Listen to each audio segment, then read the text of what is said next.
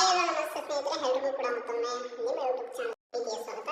ಇತ್ತೀಚೆಗೆ ಯಾರೆಲ್ಲ KA 708 recruitment FDA exam ಅನ್ನು ಬರೆದಿದೆ ಅಂದ್ರೆ 10 ಮತ್ತು 11ನೇ ತಾರೀಕಿಗೆ ಅಂತ ಪರೀಕ್ಷೆಯನ್ನು ಬರೆದಂತವರಿಗೆ ಈಗಾಗಲೇ ಪರಿಷ್ಕೃತ ಮಾಡಿದ್ದಾರೆ. ಸೊ ಯಾರು ನೋಡಿಲ್ಲ ದಯವಿಟ್ಟು ಹೋಗಿ ಚೆಕ್ ಮಾಡ್ಕೊಳ್ಳಿ. ಕಾರಣ ಈ ಉತ್ತರಗಳು ತಪ್ಪಾಗಿತ್ತು ಅಂತ ಹೇಳಿ ತುಂಬಾ ಜನ ಅಬ್ಜೆಕ್ಷನ್ ಅನ್ನು ಹಾಕಿದ್ರಿ. ಸೊ ಹಾಗಾಗಿ ಸಾಮಾನ್ಯ ಜ್ಞಾನ ಪತ್ರಿಕೆ ಮತ್ತು ಕಮ್ಯುನಿಕೇಶನ್ ಪೇಪರ್ ಎರಡಕ್ಕೂ ಕೂಡ ಪರಿಷ್ಕೃತ ಉತ್ತರಗಳನ್ನ ಪ್ರಕಟ ಮಾಡಿದರೆ ಚೆಕ್ ಮಾಡ್ಕೊಳ್ಳಿ.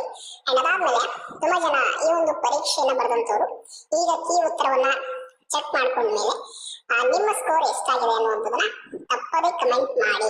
ಕಾರಣ ಇನ್ನಷ್ಟು ಹೆಲ್ಪ್ ಆಗುತ್ತೆ.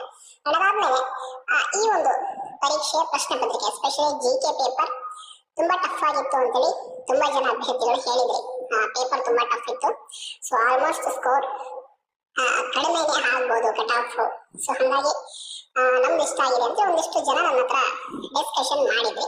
ಸೊ ಅದರ ಆಧಾರದ ಮೇಲೆ ಅಂಡ್ ಒಂದಿಷ್ಟು ಜನರ ವಾಟ್ಸಪ್ ಅಲ್ಲಿ ಕಳಿಸಿದಂತ ಸ್ಕೋರ್ನ ಅನುಸಾರದ ಮೇಲೆ ನಾನು ಒಂದು ಎಕ್ಸ್ಪೆಕ್ಟೆಡ್ ಕಟ್ ಆಫ್ ಅನ್ನ ಮಾಡಿದ್ದೀನಿ. ಸೊ ಯಾರಿಗೆ ಇದು ಓಕೆ ಅನ್ಸುತ್ತೆ ಸೊ ಅವರು ನಿಮ್ದು ಸ್ಕೋರ್ ಅನ್ನ ಕಮೆಂಟ್ ಮಾಡಿ, ಅಥವಾ ಅಬ್ಜೆಕ್ಷನ್ ಏನಾದ್ರು ಇದ್ರೆ ನಿಮ್ಮ ಪ್ರಕಾರ ಎಷ್ಟಾಗ್ಬೋದು ಅನ್ನೋದನ್ನ ಇದ್ರೆ ದಯವಿಟ್ಟು ತಿಳಿಸಿ. ಯಾಕೆಂತಂದ್ರೆ ನಿಮ್ಗೆ ಗೊತ್ತಿದೆ ಪೇಪರ್ 1 GK ಟಫ್ ಇತ್ತು ಅಂಡ್ ಪೇಪರ್ 2 ಕಮ್ಯುನಿಕೇಶನ್ ಒಂದು ಆವರೇಜ್ ಆಗಿತ್ತು ಅಂತ ತುಂಬಾ ಜನ ಹೇಳಿದ್ರಿ.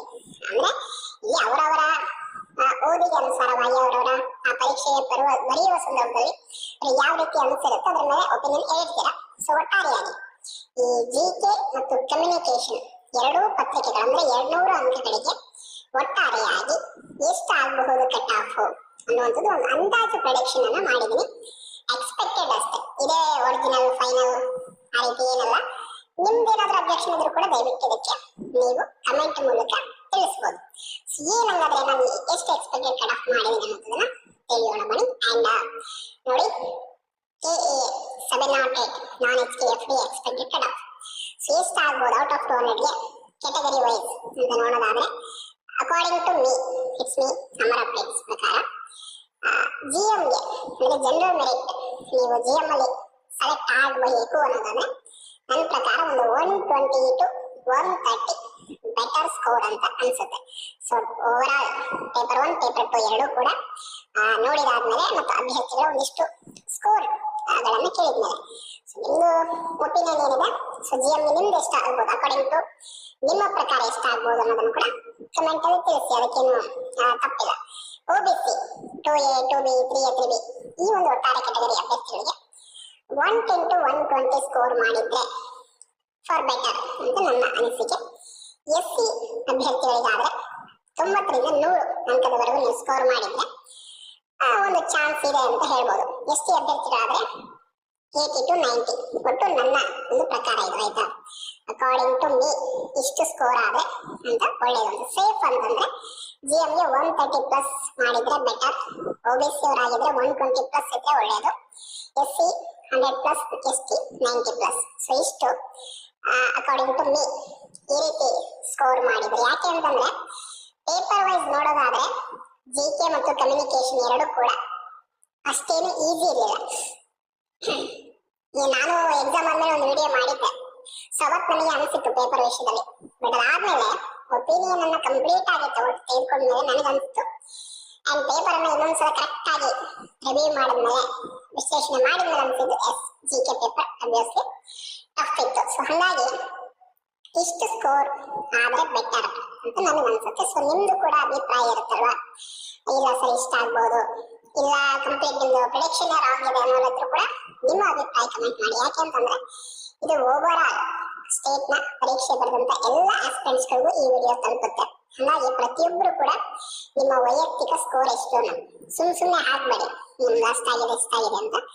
ಕರೆಕ್ಟ್ ಆಗಿ ಈ ಉತ್ತರಗಳನ್ನ ನೋಡ್ಕೊಂಡಾದ್ಮೇಲೆ ಇಷ್ಟು ಬಂದಿದೆ ಹಾನೆಸ್ಟ್ ಆಗಿ ಎಷ್ಟು ಸ್ಕೋರ್ ಆಗಿದೆ ಅಂತ ಹೇಳಿ ಅದರಲ್ಲಿ ಏನು ತಪ್ಪಿಲ್ಲ. ಕಡಿಮೆ ಇದ್ರು ಕಡಿಮೆ ಹಾಕಿ, ಜಾಸ್ತಿ ಇದ್ರು ಜಾಸ್ತಿ ಹಾಕಿ, 130 ಪ್ಲಸ್ ಮಾಡಿದ್ರು ಕೂಡ ಪರವಾಗಿಲ್ಲ ಇಷ್ಟ ಆಗಿದೆ ಅಂತ. ಯಾಕೆ ಅಂತಂದ್ರೆ KA ಅವರು ಪೇಪರ್ ಅನ್ನ ಟಫ್ ಆಗಿ ತೆಗೆದಿದ್ರು. ಕಾರಣ ನಿಮ್ಗೆ ಗೊತ್ತಿದೆ competition very high and after long time notification ಆಗಿದ್ದಂಥದ್ದು ಇದು. ಸೊ ಯಾರೆಲ್ಲ non-HK FDA ಎಕ್ಸಾಮ್ ಬರೆದಿದ್ದೀರಾ ಎಕ್ಸ್ಪೆಕ್ಟೆಡ್ ಕಟ್ ಆಫ್ ಅನ್ನು ಕೇಳ್ತಾ ಇದ್ರಿ. ಸೊ ನಿಮ್ಗಾಗಿ ಇದು ಮಾಹಿತಿ. ಅಂಡ್ ಇದರ ಜೊತೆ ಈ ಉತ್ತರಗಳು ಹೇಳಿದ್ನಲ್ಲ ನಾನು ಪರಿಷ್ಕೃತ ಕೀ ಉತ್ತರಗಳನ್ನು ಬಿಟ್ಟಿದ್ದಾರೆ, ದಯವಿಟ್ಟು ಹೋಗಿ ಚೆಕ್ ಮಾಡ್ಕೊಳ್ಳಿ. ಗ್ರೇಸ್ ಕೂಡ ಬಂದಿದೆ, ಒಂದು 2-3 ಕ್ವಶನ್ಗೆ ಕಮ್ಯುನಿಕೇಶನ್ ಪೇಪರ್ ಅಲ್ಲಿ ಗ್ರೇಸ್ ಕೊಟ್ಟಿದ್ದಾರೆ ಒಂದೆರಡು.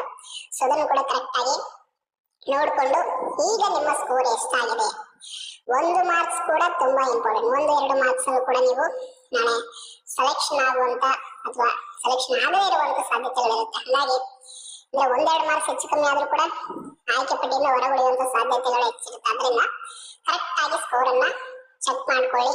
ಅಂಡ್ ಯಾರೆಲ್ಲ ಈ ಒಂದು ಪರೀಕ್ಷೆಯನ್ನ ಯಶಸ್ವಿಯಾಗಿ ಬರೆದಿದ್ದೀರಾ ಎಲ್ರಿಗೂ ಕೂಡ ಒಳ್ಳೇದಾಗ್ಲಿ.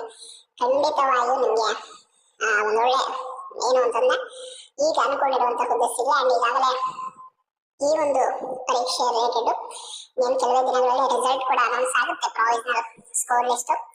ಅವಾಗ ಕಂಪ್ಲೀಟ್ ಆಗಿ ಎಲ್ರಿಗೂ ಗೊತ್ತಾಗ್ಬಿಡುತ್ತೆ ಎಷ್ಟಾಗುತ್ತೆ ಏನು ಅಂತ. ಬಟ್ ಒಟ್ಟಾರೆ ನನ್ನ ಒಂದು ಪ್ರಿಡಿಕ್ಷನ್